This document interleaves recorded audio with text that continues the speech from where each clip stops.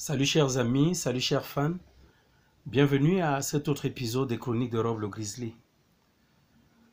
Ce matin, j'étais à la maison quand j'ai reçu l'appel d'un frère à moi, Stéphane, qui me demandait de me rendre rapidement à son domicile.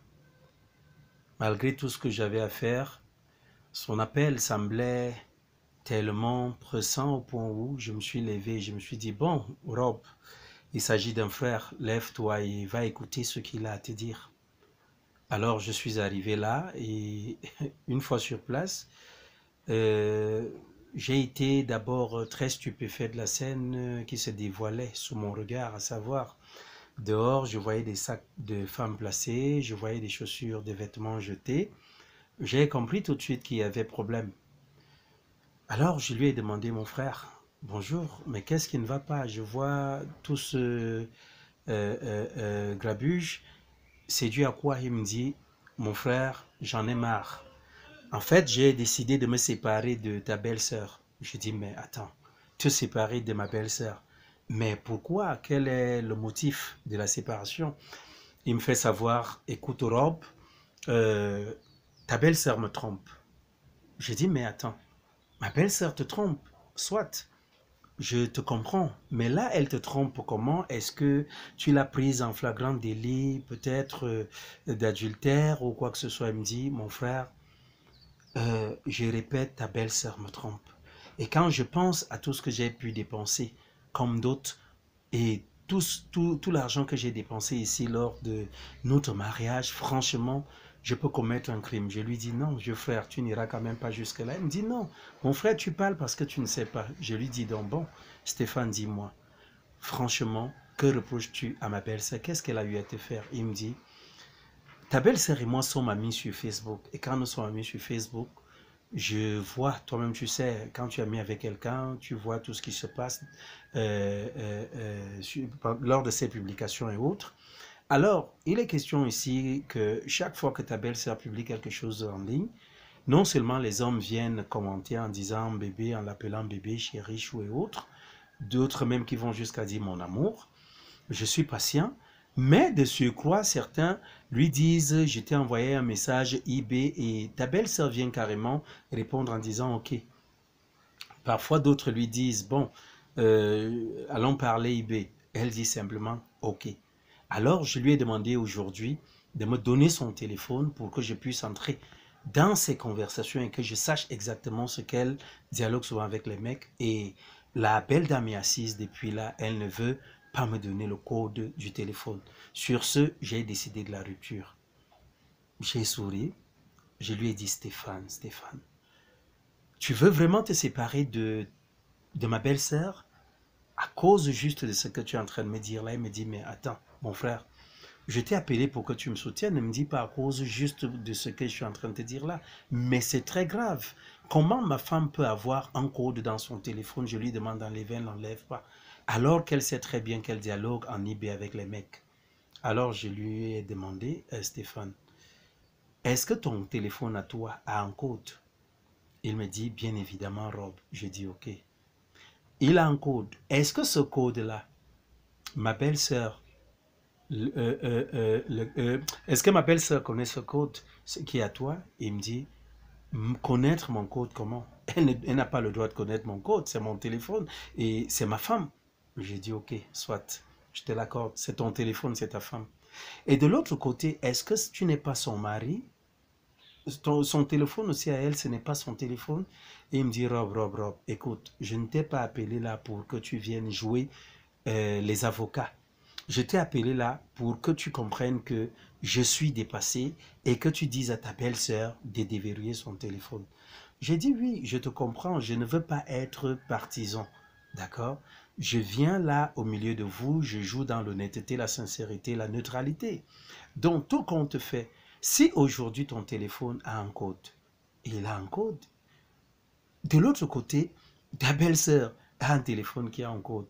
Je pense ici que, d'accord, tu n'es pas fier du fait que les hommes lui disent allons causer eBay, qu'elle dise oui.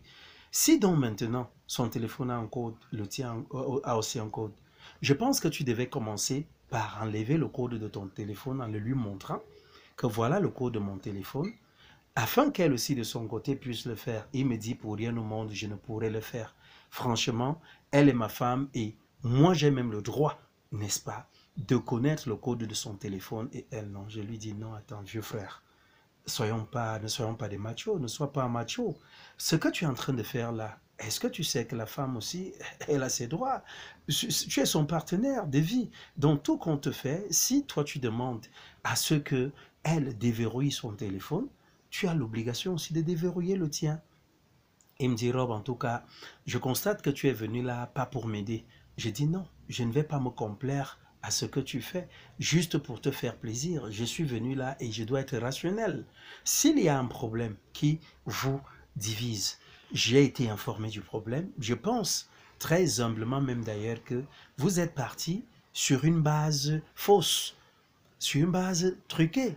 Parce que vous ne devez même pas être amis. Moi, je pense à mon humble avis qu'un couple qui veut être sérieux, soit il n'a qu'un seul compte sur Facebook, à savoir tous les deux, vous ouvrez un compte avec votre photo, une photo commune, à savoir c'est votre compte à deux et vous gérez le compte à deux, soit de l'autre côté tout simplement, vous n'êtes pas amis sur Facebook. Parce que je suis sûr d'une chose, les uns et les autres viendront soit te faire des éloges, les filles viendront te faire des éloges, apprécier tes photos, dire des mots d'amour et tout, et vice-versa aussi, quand elle aura publié une photo, cela va se passer, et à la fin, vous serez toujours divisés. Donc je pense que dès le départ, vous auriez pu penser à cela, à faire que vous ayez un seul compte où chacun a le mot de passe, le compte est géré par vous deux, ou alors de l'autre côté simplement ouvrir deux comptes et ne pas être amis. Parce que tôt ou tard vous finirez, voilà un problème qui vous divise. C'est à cause de quoi?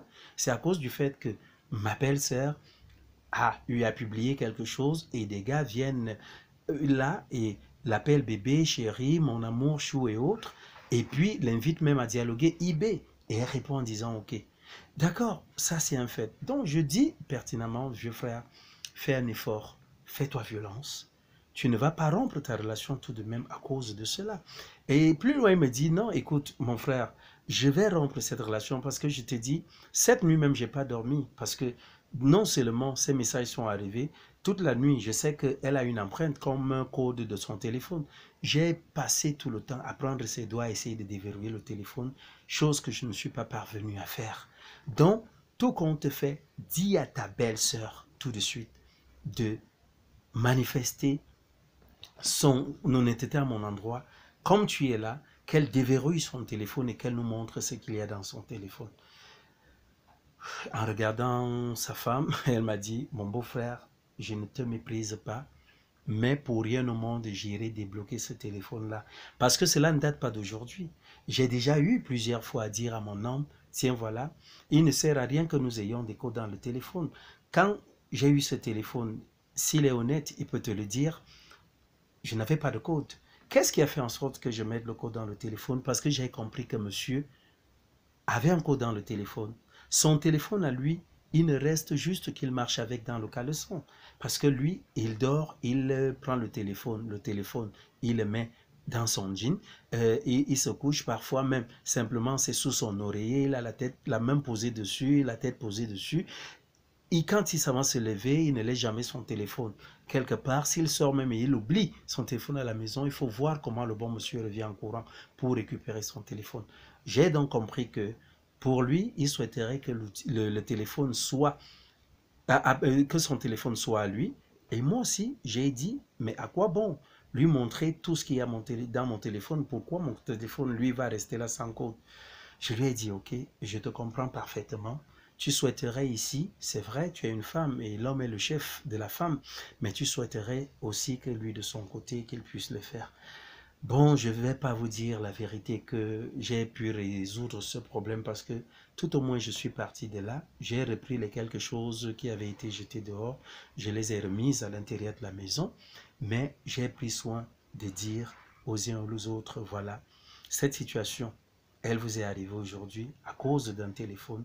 Le téléphone, pour moi, je pense qu'il est vraiment personnel. Et à toi, mon frère Stéphane, fais un effort de le comprendre. Fais-toi violence.